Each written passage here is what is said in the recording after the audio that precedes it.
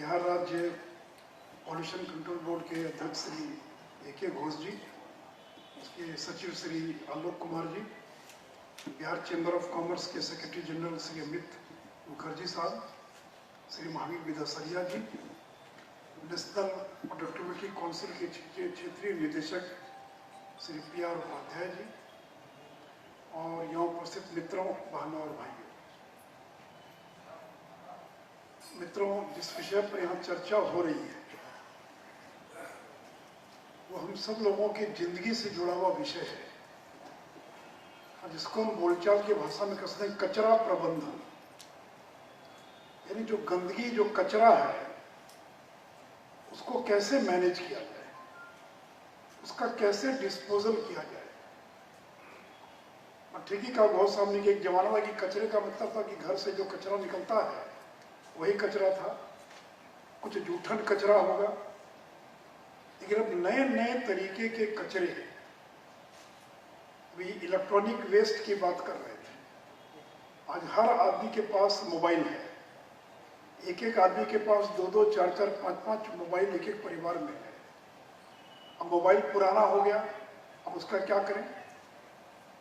घर के अंदर इलेक्ट्रॉनिक के इक्विपमेंट्स हैं, माइक्रोवेव है, टीवी है, इतने तरह के इलेक्ट्रॉनिक गैजेट्स हैं, सामान है। आखिर 2 साल 4 साल के बाद जब इसकी उपयोगिता कम हो गई, उसका क्या किया जाए। कचरे पर फेंक दिया तो मुश्किल।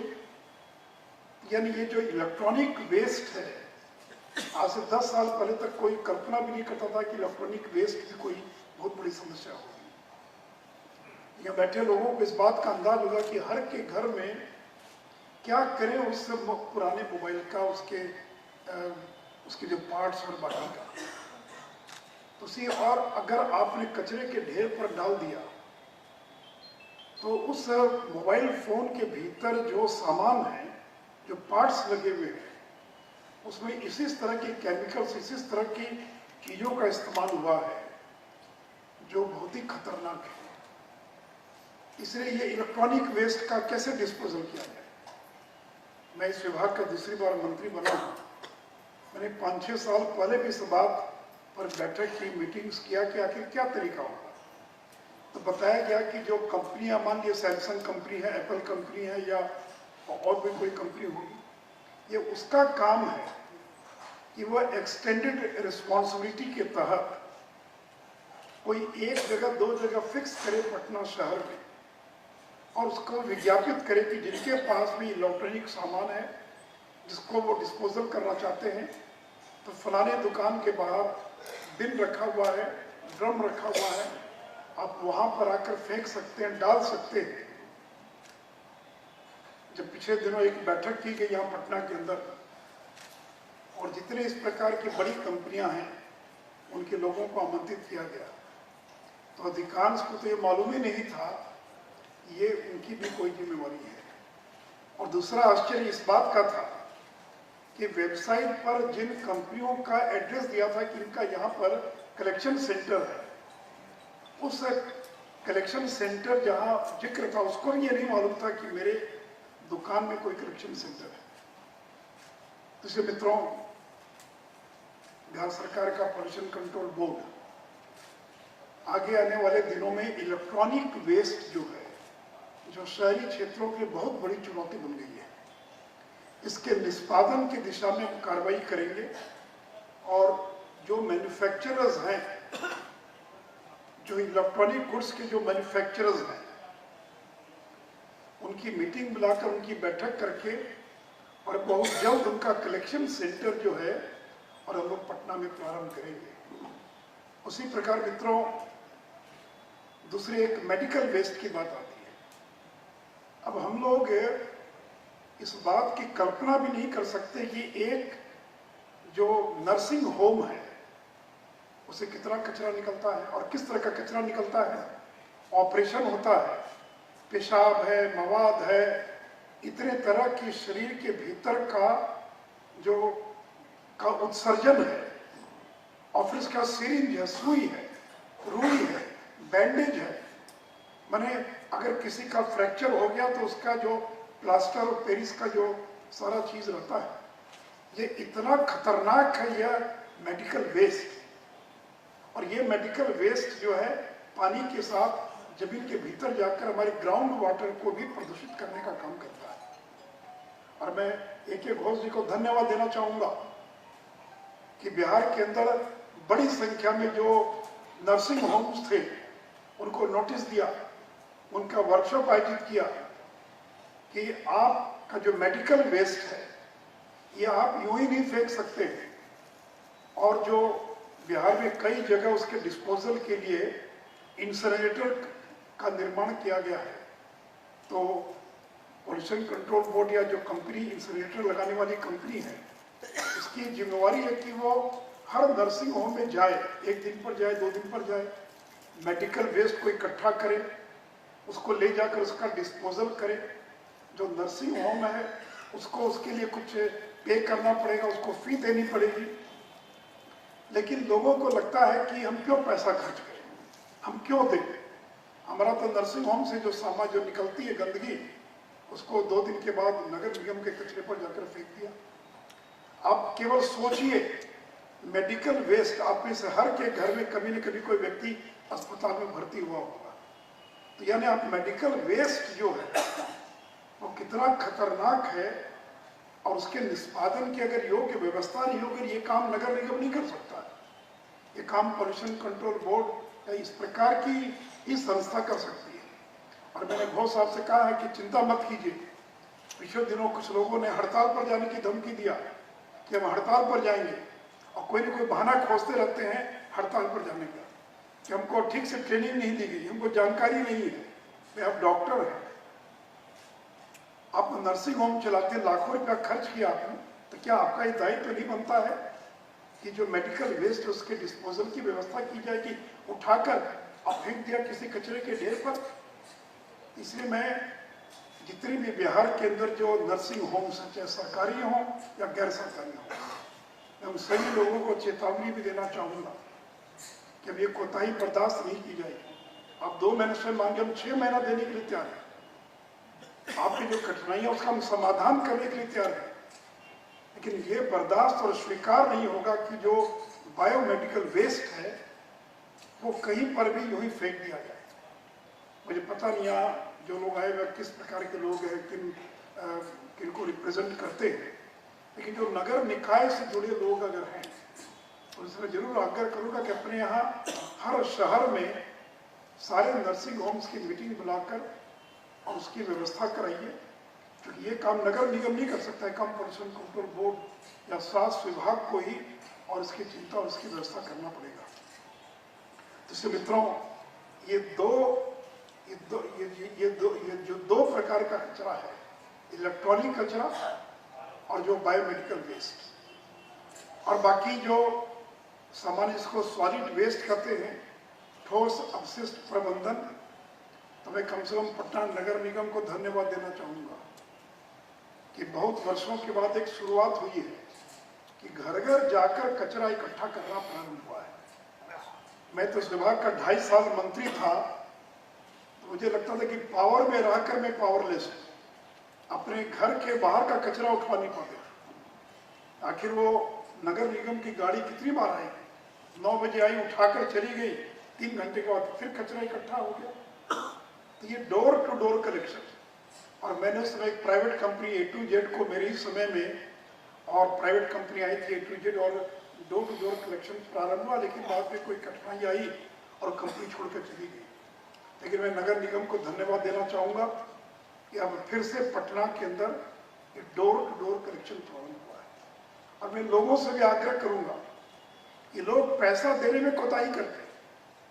अगर 1 रुपया, मेरे ख्याल से 30 रुपया देना प्रति माह घर जो है, तो उनको लगता है हम क्यों दें।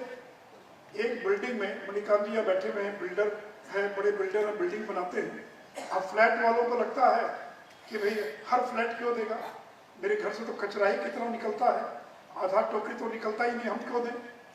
तो मैं आपसे भी आकर कहूँगा, आप जैसे लोगों से, कि आप लोगों का भी काम है कि जितने अपार्टमेंट्स हैं, जो बिल्डिंग्स हैं, तो लोग पे करें, लोग पैसा दें।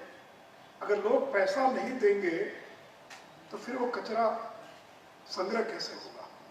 और मैंने कई बार नगर निगम और बाकी लोगों से भी कहा है कि घरों से कचरा इकट्ठा होना तो एक बात है, सबसे ज्यादा कचरे की जगह कौन सी, तो सब्जी मंडी। आप मुसल्लमपुर हाट चले जाइए, मीठापुर चले जाइए, बाजार समिति चले जाइए, इतनी बड़ी मात्रा में और जो सब्जी, सड़ी हुई सब्जी या बाकी का कचरा इकट्ठा होता है। या फिर जो दुकानदार है, तो हर दुकान जो है, और मैंने नगर निगम से कहा है कि आप इस प्रकार की व्यवस्था कराइए कि हर दुकानदार अपने दुकान के आगे एक डस्टबिन रखेगा, ताकि उस दुकान का जो कचरा डस्टबिन में इकट्ठा हो।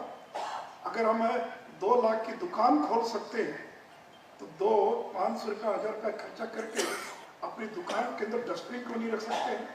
और यहाँ चेंबर और बीआईए के लोग बैठे हुए हैं, आपसे आग्रह करूंगा, ये आपका भी दायित्व बनता है कि जितने भी शॉपकीपर्स, जितने भी दुकानदार हैं, यूँ नहीं कि झाड़ू लगा के झाड़ दिया और गर्दा जो है वो फुटपाथ पर धीरे से झाड़ू से आगे फेंक दिया। यानी मैं एग्जीबिशन रोड में सबसे ज़्यादा गाड़ियों के शोरूम से क्या कहते हैं उसको, दुकानें, जो पार्ट्स, मोटर पार्ट्स की दुकानें, इधर तो मैंने नहीं देखा, लेकिन 2-4 साल पर दिखता था, प्लास्टिक का ढेर लगा रहता था। और कारण क्या था, नई नई गाड़ियाँ आती थी और वो जो ड्राइविंग व्हील है उस पर प्लास्टिक लगाना, कोई और चीज़ लगाना, तो प्लास्टिक फाड़ फाड़ कर फेंक दिया। शाम को जाइए एग्जीबिशन रोड के अंदर अप्सरा सिनेमा से लेकर आगे तक एकदम कचरा लगा हुआ था। तो क्या ये काम केवल नगर निगम का काम है क्या, कि ये काम दुकानदार का काम नहीं है क्या, कि वे मैं अपने दुकान का कचरा मैं फुटपाथ पर नहीं फेंकूंगा। मेरी दुकान में कोई ग्राहक आता है, कुछ खा कर अगर फेंकना है तो हर दुकान में डस्टबिन होना चाहिए। और ये डस्टबिन नगर निगम उपलब्ध नहीं कराएगा, दुकानदार का दायित्व है कि वो अपने खर्च से अपने दुकान में डस्टबिन की व्यवस्था करे। और डस्टबिन से जो कचरा नगर निगम उठा कर ले जाएगा उसकी कीमत, एक प्राइस 100 रुपया 200 रुपया, जो भी उसकी प्राइस है वो आपको पे करना पड़ेगा। उसी प्रकार कचरे की एक बड़ी जगह है, जितने भी होटल्स हैं पटना के, रेस्टोरेंट है, अब यही मौर्य होटल है या कोई भी और होटल होगा, आखिर उसके कचरे का क्या होता है, उसकी जूठन का क्या होता है। तो ये जो छोटे हो या बड़े हो, ये जो रेस्टोरेंट हैं, होटल्स हैं, इनका जो वेस्ट है इसकी डिस्पोजल की व्यवस्था है। यानी अलग अलग इस प्रकार से, उसी प्रकार कंक्रीट, क्या कहते हैं, C&D, concrete and demolition, C&D, construction and demolition. अब मेरे घर में 2 महीना पहले कोई छोटी मोटी तोड़ फोड़ हुई, अब 2 बोरा सीमेंट का ब्लॉक निकला, अब क्या करें उसका,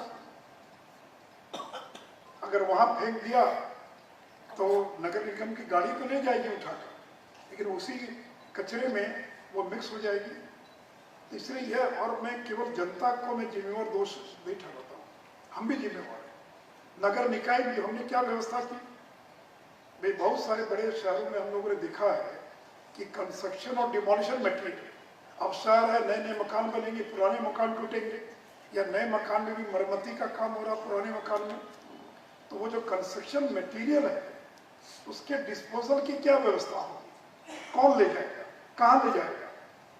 तो बहुत सारे शहरों के अंदर बड़ी बड़ी कंपनियां आ गई हैं जो डिमोलिशन कंस्ट्रक्शन मटेरियल को इकट्ठा करके और उसको फिर उससे बिल्डिंग के मटेरियल तैयार करती है।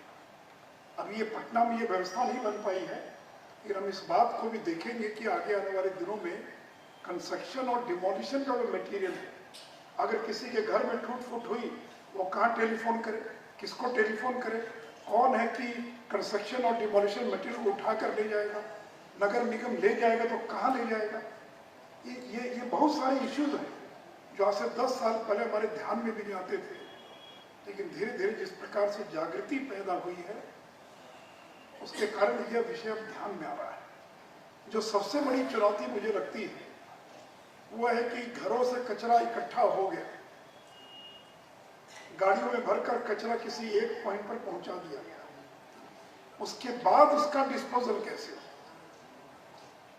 यानी जो कचरा का जो ढेर लग गया, बैरिया में लग गया, कहीं लगे, चाहे वो बायोडिग्रेडेबल हो या नॉन बायोडिग्रेडेबल हो, हरा हो या दूसरे रंग का हो, उसके बाद उसका निष्पादन कैसे हो। और मैंने ये स्वयं महसूस किया है कि अभी तक भारत में ऐसी टेक्नोलॉजी नहीं आई है। लाख लोग आकर दावा करते हो कि हम वेस्ट से बिजली बनाएंगे, इतना बिजली बनाएंगे, इतना करेंगे।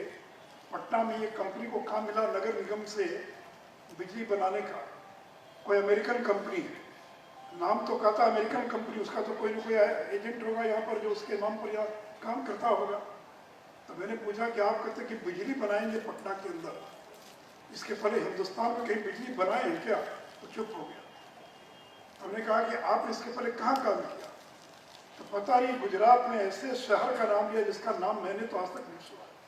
तो मैंने कहा कि अरे आप सूरत गए होते, बड़ौदा गए होते, नागपुर गए होते तो समझ में आता कि आप किसी बड़े शहर के अंदर काम कर रहे हैं।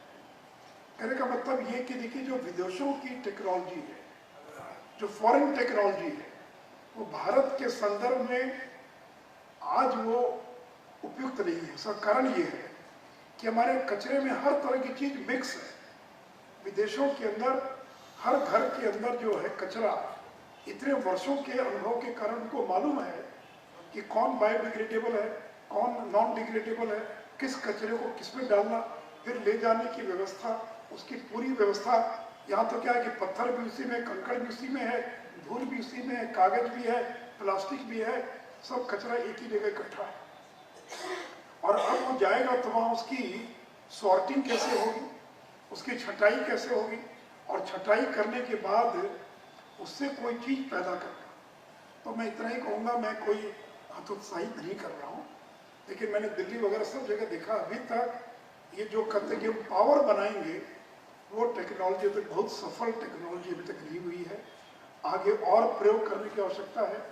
मैंने भारत सरकार के मंत्रियों से भी कहा था, एक नगर निकाय का काम है, आपका भी काम है कि इंडिया में कौन सी टेक्नोलॉजी उपयुक्त होगी, उसके बारे में लोगों को सेंसिटाइज कीजिए, अच्छी कंपनियों को आगे लाइए।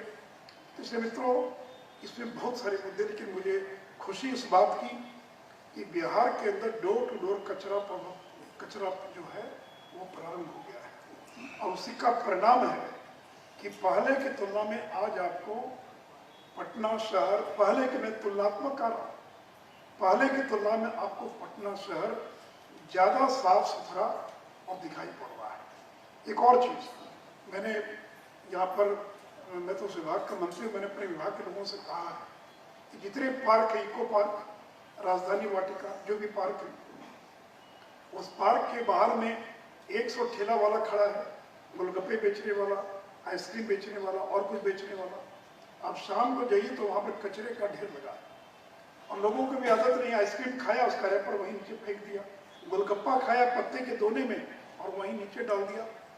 तो मैंने कहा अपने उद्यान विभाग के लोगों से कि जितने ये हम पहले तो हमारा जो 3-4 बड़ा पार्क है, राजधानी वाटिका की 3 पार्क और संजय गांधी जैविक उद्यान, वहाँ पर बाहर जो बेचने वाले जितने लोग हैं उनको अपने खर्च पर हम बड़ा बैग उनको उपलब्ध कराएं और उनको हम बाध्य करें कि आप, तुम्हारी जिम्मेवारी है, कोई भी तुम्हारे यहाँ गोलगप्पे खाएगा या आइसक्रीम खाएगा, कुछ भी खाएगा, तो खाने के बाद जमीन पर ना फेंक, अगर फेंक दिया उसको उठाकर उस बैग में डालना तुम्हारी जिम्मेवारी है।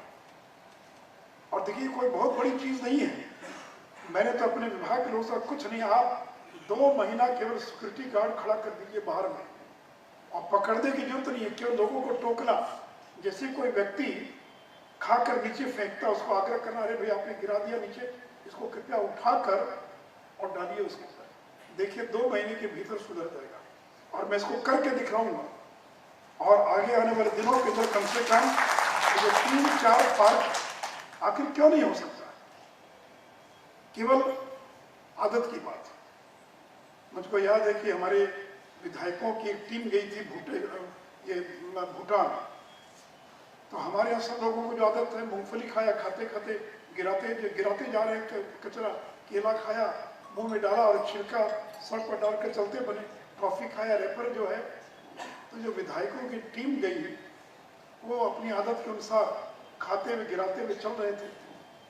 देखिए कितनी बुद्धिमानी से वहाँ पर जो उनके जो लोग थे सरकार के, उन्होंने टोका नहीं, वो पीछे पीछे चल रहे थे, वो गिराते जा रहे थे और वो उठाते जा रहे थे। पीछे मुड़कर देखा तो देखा कि हम जो जूठन गिरा रहे उसको कोई उठा रहा है। इतने शर्मिंदा हो गए कि 3 दिन, अगला 3 दिन जब वो रहे वहां पर भूटान के अंदर, तो उन्होंने एक भी कचरा फेंकने का काम नहीं किया। ये केवल माइंड सेट की बात, आदत की बात। और ये आदत जो है अब बड़े उम्र में बड़ा मुश्किल होता है, 60 साल 50 साल 55 साल उम्र हो गई तो बड़ी दिक्कत है। लेकिन जो बच्चे हैं, जो कम उम्र के लोग हैं, स्कूलों के अंदर जो स्वच्छता अभियान चला है, मैं नरेंद्र मोदी जी का धन्यवाद देना चाहूँगा।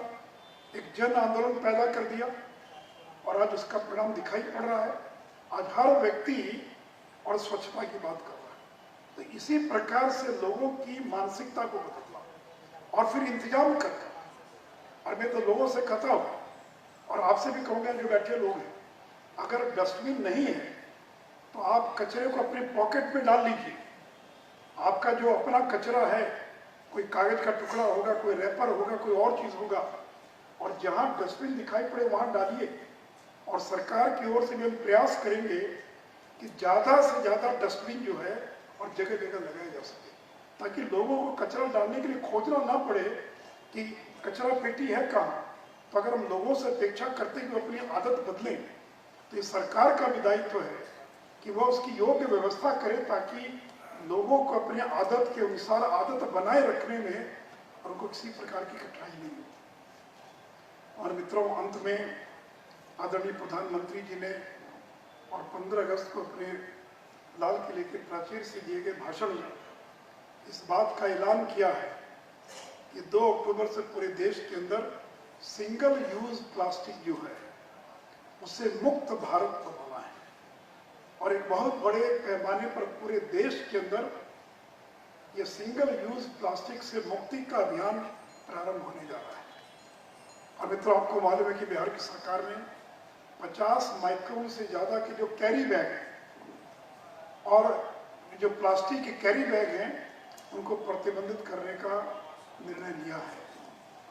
लेकिन ठीक है कि प्रतिबंधित करने में कठिनाइयाँ भी हैं, क्योंकि बिहार में प्रतिबंधित हो गया, बगल के राज्य में नहीं है, तो दिल्ली से माल आ जाता, दूसरे जगह से माल आ जाता है। बड़ी मात्रा में रेड करके प्लास्टिक के कैरी बैग को, किनारे हो जाइए आप लोग, किनारे हो जाइए। तो प्लास्टिक के जो कैरी बैग हैं तो उसको जब्त भी किया जा रहा है, बड़ी मात्रा में जब्त किया गया है। मैं लोगों से आग्रह करूंगा, और देखिए प्लास्टिक की कैरी बैग की 2 सबसे बड़ी जगह है। एक तो जो स्टोर्स है, तो जो बड़े बड़े स्टोर हैं, मॉल्स हैं, वहाँ तो कल्चर आ गया कि वो आपसे 1 रुपया 1.5 रुपया ज़्यादा लेंगे बिल में और आपको कागज के या बाकी के कैरी बैग में आपको सामान की आपूर्ति करेंगे। लेकिन जो छोटे दुकानदार, उनकी दिक्कत है, जागृति भी नहीं है, साधन भी नहीं है। और सबसे ज़्यादा दिक्कत होती है सब्जी के बाजार में। आज से 20 साल पहले मेरे पिताजी, मेरे दादाजी बाजार जाते थे सब्जी खरीदने के लिए, तो प्लास्टिक का जमाना नहीं था। अपने घर से झोला लेकर जाते थे, 2-2 3-3 झोला, और सब्जी लिया या किराने का सामान लिया तो उस झोले में डाल कर घर में लेकर आते थे। लेकिन अब खाली हाथ हम लोग जाते हैं और उस प्लास्टिक के कैरी बैग में सब्जी या सामान लेकर हम चले आते थे। तो इसे देखिए, केवल कानून के डंडे से समाज में बदलाव नहीं आ सकता है। कानून ठीक है, कानून पर कानून की कार्रवाई भी होगी, लेकिन लोगों की आदत को बदलना है। पहले की तुलना में काफी बदलाव आया है। तो इसलिए एक तो ये प्लास्टिक कैरी बैग, और इस पर आगे भी और अभियान चलाएंगे। लेकिन जो सबसे बड़े सिंगल यूज प्लास्टिक, अब मैंने तो एक दिन बहुत साल से कहा, बहुत साल बड़े वैज्ञानिक बने जाते हैं। हमने कहा कि भाई पहले तो आप वैज्ञानिक लोग प्रमोट करते हैं, और फिर 5 साल के बाद कहते हैं खतरनाक, इस पर रोक लगाओ। अरे भाई, अगर प्लास्टिक इतना ही खतरनाक था तो जब ये प्लास्टिक जब प्रारंभ हुआ, यानी कैरी बैग वगैरह, उसी समय रोका जाना चाहिए था। अब जब लोगों की आदत बन गई, सब हो गया, तो अब कह रहे हैं कि आदत बदलिए। अब ये सिंगल यूज प्लास्टिक, 1 साल पहले तक मुझे भी नहीं मालूम था कि सिंगल यूज प्लास्टिक जो है ये खतरनाक है। हम लोग शादी विवाह में जाते थे, आजकल तो फैशन हो गया, हर जगह थर्मोकोल की थाली, प्लेट, चम्मच, ग्लास, हर चीज़ थर्मोकोल का उठाकर फेंक दिया। हम लोगों को क्या मालूम था कि ये भी तरह खतरनाक है। और अब देख रहे हैं कि सब सिंगल यूज प्लास्टिक, इस पर सरकार प्रतिबंध लगाने जा रही है। तो मित्रों, ठीक है, मैं उस पचड़े में नहीं जाऊंगा कि पहले मैं रासायनिक खाद को प्रमोट कर दिया, अब रासायनिक खाद को रोककर और ऑर्गेनिक खाद में जा रहे हैं। इधर मैंने पढ़ा कि ऑर्गेनिक खाद में भी जो वर्मी कंपोस्ट है वो भी खतरनाक है। फिर वर्मी कंपोस्ट नहीं, उसके अंदर भी विदेशी जो क्या होता है, केचुआ। तो खैर, अब वैज्ञानिक लोग हैं। एक जमाने में बल्ब लगता था घरों में, पीला रंग का बल्ब। एक व्यक्ति मेरे पास आया 4 दिन पहले, बोले क्या व्यापार करते, कहा CFL बल्ब का काम करते थे, तो सरकार ने CFL बल्ब भी बंद कर दिया। और मुझे याद है कि 7 साल पहले जैसे LED बल्ब का प्रचार कर रहे थे कि लगाइए और रिप्लेसमेंट मिल जाएगा, तो 10 साल पहले CFL बल्ब का भी वही प्रचार होता था कि पुराना जो क्या, उस पुराने वाले बल्ब को क्या बोलते थे, जो भी नाम था, उस बल्ब की जगह CFL बल्ब लगेगा। अब CFL के बजाय आ गया अब LED बल्ब आ गया। अब पता नहीं 2 साल के बाद कहेंगे LED बल्ब से भी जो रेडिएशन हो रहा है वो खतरनाक है। तो खैर, जो भी है, ये जो सिंगल यूज प्लास्टिक है, मित्रों, बिहार सरकार इस पर प्रतिबंध लगाने जा रही है। और अभी हम लोगों ने एक विज्ञापन दिया था, लोगों से सुझाव आमंत्रित किए थे। और सिंगल यूज प्लास्टिक को समझने के ऐसी प्लस सामान्य बोलचाल की भाषा में समझने के लिए, ऐसा प्लास्टिक से बना सामान जो एक बार ही इस्तेमाल हो सकता है, एक बार इस्तेमाल करने के बाद उसको फेंक दिया जाता है। अब प्लास्टिक की जो थाली होती है, तो फेंकते नहीं, रखते हैं, लेकिन थर्मोकोल से बना जो शादी विवाह में बाकी में जो इस्तेमाल होता है, सफ़ेद रंग का जो प्लेट, चम्मच, कांटा, सारी चीज़ें, ये सिंगल यूज प्लास्टिक है। अभी हम लोगों ने अखबारों में केवल लोगों से सुझाव आमंत्रित किए। तो मुझे बता रहे थे आलोक जी कि कुल मिलाकर और करीब 600 लोगों ने सुझाव दिए। बड़ी संख्या में करीब 236 सुझाव जो मैन्युफैक्चरर्स है उनके द्वारा आया है, या जो उसका व्यापार करते हैं।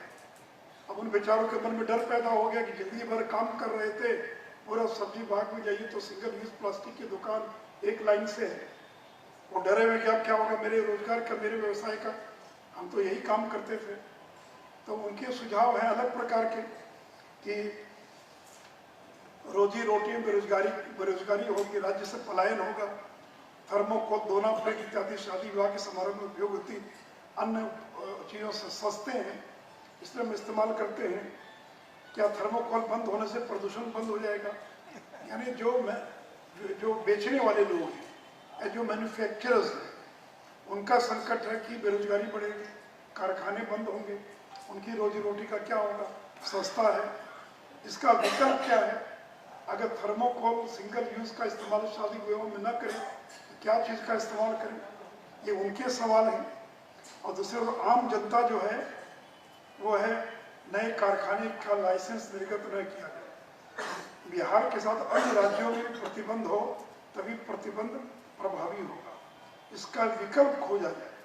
क्योंकि सरकार ने, क्योंकि अब सरकार करेगी जब पेड़ भी नहीं काटना, तो पत्ते का धोना जो है वो भी दिक्कत हो सकती है। तो इसका विकल्प क्या है?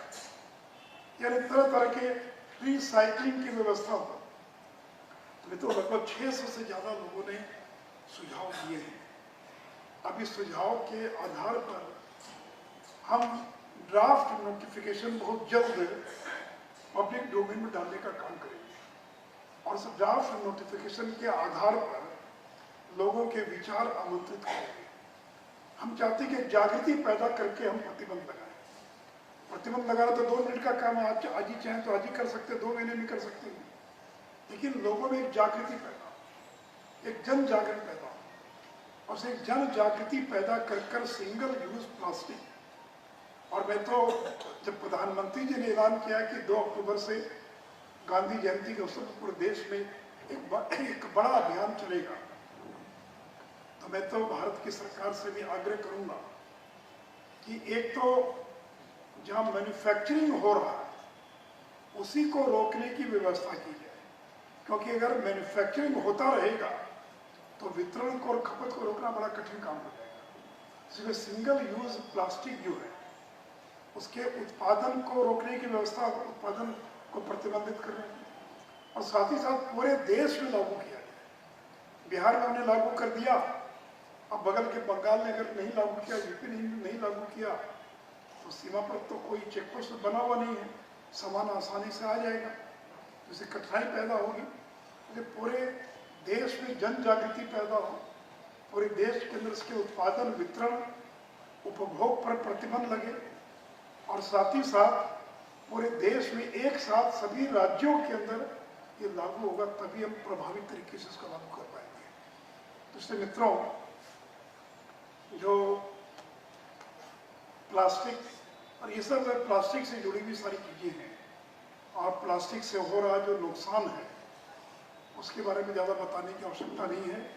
यहाँ बैठे सब लोग, और अभी हमारे प्रधान सचिव श्री दीपक सिंह जी ने और पिछले महीने की 8 अगस्त को एक मीटिंग बुलाई थी, जो प्लास्टिक पैकेजिंग, जिनकी इंडस्ट्री में प्लास्टिक के पैकेजिंग का काम होता है, जैसे कोको कोला कंपनी के लोग आए थे, तो कोको कोला का जो ड्रिंक है वो प्लास्टिक की बोतल के अंदर पैक होता है।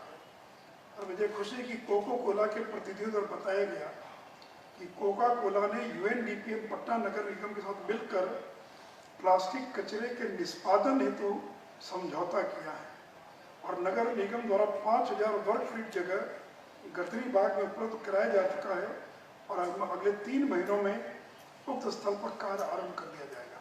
कहने का मतलब ये है, बहुत सारे शहरों में आपने देखा होगा कि मान लीजिए कोको कोला कंपनी है या कोई और कंपनी है, वो बाईबैक की पॉलिसी लाती है कि आप अगर 20 रुपये में आपने बोतल खरीदा, तो अगर बोतल वापस करेंगे तो आपको 2 रुपया वापस हो जाएगा।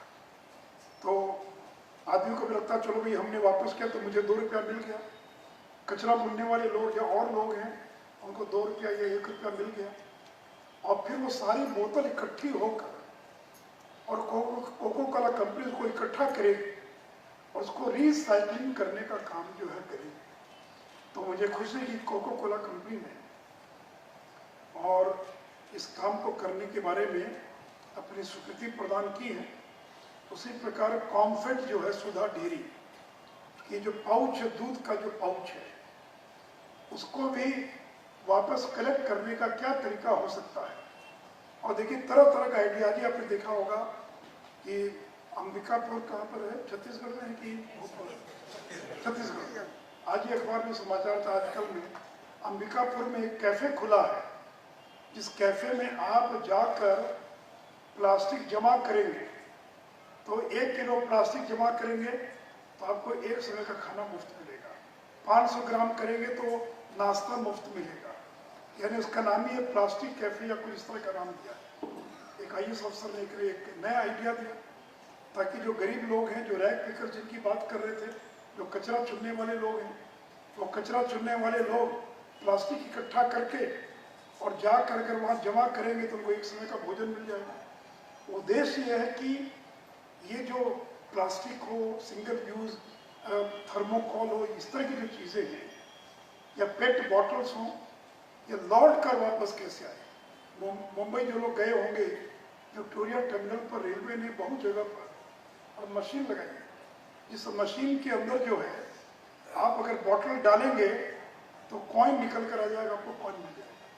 कहने का मतलब है कि ये जो प्लास्टिक है, एक और प्रतिबंध लगाना, दूसरे उसकी रिसाइकलिंग की व्यवस्था करना, उसको रिसाइकिल कैसे किया जा सकता है। और मैं तो देश के नौजवानों से भी अपील करूँगा, जो IIT के लोग हैं, जो स्टार्टअप्स हैं, ये चुनौती आपके सामने, आप शोध कीजिए, आप इस पर रिसर्च कीजिए, नई खोज लाइए सामने कि ये प्लास्टिक को रिसाइकिल करने की सस्ती तकनीक क्या हो सकती है, टेक्नोलॉजी क्या हो सकती है। तो मित्रों, ये विषय बहुत बड़ा विषय है, लेकिन आपने देखा होगा कि बिहार सरकार ने जल जीवन हरियाली अभियान प्रारंभ किया है ताकि हम वायु के प्रदूषण, जल के प्रदूषण, वृक्षारोपण, हमारे जितने तालाब, पोखरे जितने हैं उनको अतिक्रमण मुक्त करना, उनको पुनर्जीवित करना। कुएं जो लोग बच्चे, नई पीढ़ी के लोगों को तो मालूम भी नहीं हो कुआं क्या होता है, तो गांव में भी कुआं दिखाई नहीं पड़ता है। तो सारे कुएं को फिर से खोजना, सर्वे पूरा हो गया है और फिर कुओं को जिंदा कर रहे हैं ताकि जो वाटर टेबल है, जो पानी का जलस्तर है, वो जलस्तर जो लगातार नीचे जा रहा है। यहाँ बैठे लोगों को शायद नहीं मालूम कि पहली बार बिहार में टैंकर से गांव के अंदर पानी पहुंचाया गया है। अभी तक तो आप तो टीवी पर देखते थे कि गुजरात में, राजस्थान में और महाराष्ट्र के मराठवाड़ा में ट्रेन से पानी पहुंचाया जा रहा है, लेकिन बिहार में टैंकर से कभी पानी नहीं पहुंचाया जाता। इस बार दरभंगा जिले में टैंकर से पानी पहुंचाना पड़ा क्योंकि वाटर लेवल इतना नीचे चला गया। तो अगर हम नहीं चेतेंगे तो एक और वायु का प्रदूषण, एक और जल का प्रदूषण, एक और ग्लोबल वार्मिंग, और ये सारी चीजें इनसे जुड़ी हुई है। ये मत सोचिए कोई अलग चीज है, ये सब ये ग्लोबल वार्मिंग और क्लाइमेट चेंज का ही ये सारा असर। ये सारा कचरा नदी में जाकर, ये प्लास्टिक हो या सिंगल यूज हो या सॉलिड वेस्ट हो या इलेक्ट्रॉनिक वेस्ट हो, ये जमीन में जाकर पानी प्रदूषित कर रहा है, नदियों में जाकर प्रदूषित कर रहा है। इसलिए हमको तय करना है कि अगले 50 साल का बिहार कैसा चाहिए, अगले 50 साल का भारत कैसा चाहिए। इसलिए मित्रों, जो नगर निकाय से जुड़े लोग हैं और जो अलग अलग संस्थाओं से जुड़े लोग हैं, ये काम केवल सरकार का नहीं है, सरकार अकेले नहीं कर सकती। बिना जन भागीदारी के और इतना बड़ा आंदोलन जो है ये सफलतापूर्वक नहीं चला जा सकता है। तो मैं एनपीसी को धन्यवाद देना चाहूँगा कि आपने जागृति का अभियान प्रारंभ किया है। इसी प्रकार का अवेयरनेस जो समाज में ज़्यादा से ज़्यादा पैदा करने की आवश्यकता है। इन्हीं शब्दों के साथ बिहार के अलग अलग स्थानों से, नगर निकायों से या अन्य संस्थाओं से जो लोग आए हुए हैं, उन सभी लोगों को मैं अपनी ओर से भी बधाई देता हुआ और अपनी बात समाप्त करता हूँ। जय हिंद, जय भारत।